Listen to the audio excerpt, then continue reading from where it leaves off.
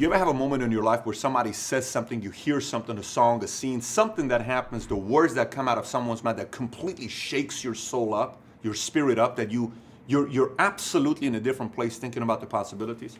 That's what happened to me about 3 years ago, and I'm going to share that story with you. So in 2014, late 2014, I started losing my voice. And in my business, I run a financial firm, so I have to talk. If I can't talk, I can't negotiate, I can't challenge, I can't push, I can't encourage, I can't teach, I can't sell. And it started getting worse. So initially, I thought it was just a sore throat. And I said, it's not a big deal, it's going to go away. Then everybody would ask me, Pat, what's up with your voice? I'd be doing conference calls, and I can barely say anything. Then I'm doing events, and I can barely speak. And one time, I was on a tour. And I'm on the ending of my tour. I have to go from LA to Miami. From Miami, I'm finishing it up in Hawaii. And while I'm in LA, I just couldn't even talk anymore. My wife's asking me, you got to go get this thing checked out. So I go to the doctor, and I meet with one of the best doctors, and sitting there, I don't really know if anything's wrong with it or what he's going to say. Maybe he's going to put a spray or something like that, and I'm going to be good. So I go to this doctor, and I sit down. He's going through this whole procedure, and next thing you know, he brings another person, and they start doing all, and bring me this, bring me that, bring me this, and I'm like, wait a minute, I've never seen this kind of a reaction from a doctor. And I say, Doc, is everything okay? He says, well, give me a minute, let me find out. And then he asks everybody to leave, and he says, hey, what do you have going on next week? I said, next week I'm speaking in Miami and I'm speaking in Hawaii, so there's nothing I can do about it. He says, I think you need to cancel that. I said, I can't cancel it. I have to go have a commitment in Miami and Hawaii. He says, this is a little bit more important than a speaking engagement. I said, no, I kind of got to do it. I said, but what's your point? He says, well, this doesn't look good. I said, what doesn't look good? He says, typically when I see what I'm looking at right now, it's cancerous. And if it's cancerous, this thing spreads very, very quickly here, and it could have pretty bad effects on you. And I said, really? He says, yes. I said, come on, positive thinking. It's not going to be anything. He says, no, this is something you ought to take very serious.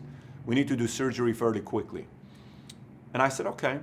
So I come back, and I can't tell, the company because, I have to do what I have to do. So I keep my commitment. I go to Miami. I come back. I go to Hawaii. And in Hawaii, people who were at that meeting in Hawaii, I couldn't get a word out. It was probably the worst talk I've ever given in my life. Come back from Hawaii.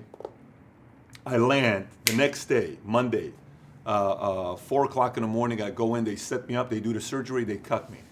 And I said, what's going to happen? He says, for 1 month, you won't be able to speak. And this surgery was done on November 23rd. So think about November 23rd. Thanksgiving is the following week. And I have family, all these people that are coming over, and, Thanksgiving, kids, nephew, niece, playing, wrestling, eating. I can't speak for 1 month, okay?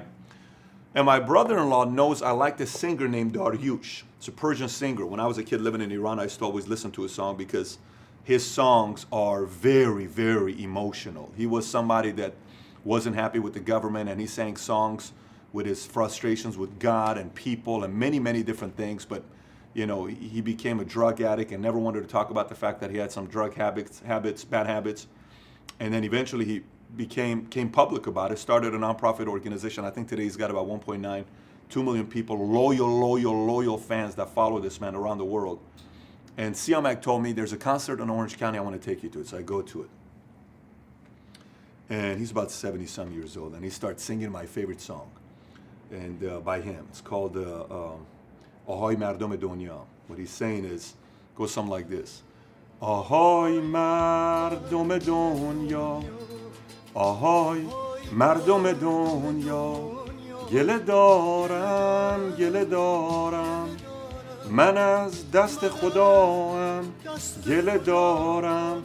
And then he goes, Shema Kehor, and he sings the rest of it. But what he's saying is, I'm frustrated with God because why is it that the people in the world have put a price tag on love, and why is it that we're doing this?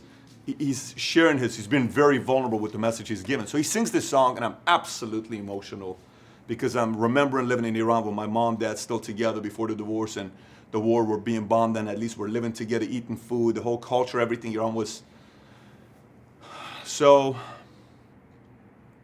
And then he gets up, he says, I want to say something to all the young people in the audience.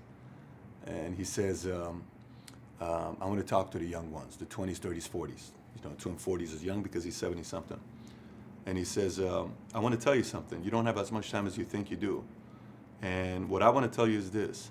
Just make sure the young wolf in you takes care of the old wolf that you'll one day will be. And I said, what? I was just leveled by that statement. I said, just make sure the young wolf in you takes care of the old wolf, because one day we're all going to be an old wolf. He says, I'm an old wolf now. He says, I don't have the young wolf anymore. And it's as if that moment I was lost. I was completely lost in a different world. And I started visualizing this 75-year-old version of me. How would he walk? How would he talk? Would he even give his opinion? Would he get up with back problems? Would he put his hand on his knee when he's getting up? What would he be doing? What would be his frustrations? How would he talk to me right now if I could talk to this guy? Would he say, Pat, come on, get your life together. I need you. I need certain income when I'm at that age. I need to be taken care of. What would he be saying to me? And it made me realize that how much we think we have all the time in the world, and we don't. Time is going by very quickly. You know, I was in Chicago this past week and I was talking to an audience, and I said, I want you to look at your hands. And everybody looks at the hands like this. I said, no, no, no. On this side, we all look young. I want you to look at your hands here, because this always tells your age. So I started, everyone's looking at their hands. I said, look at the wrinkles. I said, did your hands look like that 10 years ago? I started looking at every single thing. Yesterday, I had about 20 people over on my house. On Sunday, I was mentoring these guys, and I'm sitting there in shorts, and all of a sudden I noticed the inside of my foot had these blood vessels that pop. You know what I'm talking about? I said, I've never seen this before. Man, I'm getting older. I've never seen this before. What's this body gonna look like at 70, 75? And the challenge I give to the folks in Chicago is, you don't have as much time as you think you have. You don't. You know, the question sometimes is important to ask is 10 years ago, 5 years ago, did you think you'd be in the financial position you are today? Most people say no. I thought I'd be a millionaire. I thought I'd be making $250,000, 100,000, whatever it is. So why aren't you? Why don't you question that? And what makes you think the next 5, 10 years is going to be good the way you're going right now? Don't you think it's time to change some habits? Don't you think it's time to be a little bit more real about life and not just look for a bunch of motivational videos, really face the truth and realize that you're not giving everything you got? When are you going to be real with yourself? When is that accountability going to be taking place? Because I was telling this group yesterday at my house, I said, look, I've never been as frustrated as I was in 2003, August, when I just sat down and says, I'm so disappointed with you, Pat. You've been winging all your life, and you got to get your act together. So the message in this video is very simple. Be sure the young wolf in you today is taking care of that old wolf in you one day, and visualize it. Let it bring a little bit of pain and urgency in you, because we ain't got as much time as we think we have. So that's what I wanted to share with you. There's no real message behind it about entrepreneur 7 points to do this. Just wanted to share my heart with you. Thanks for watching.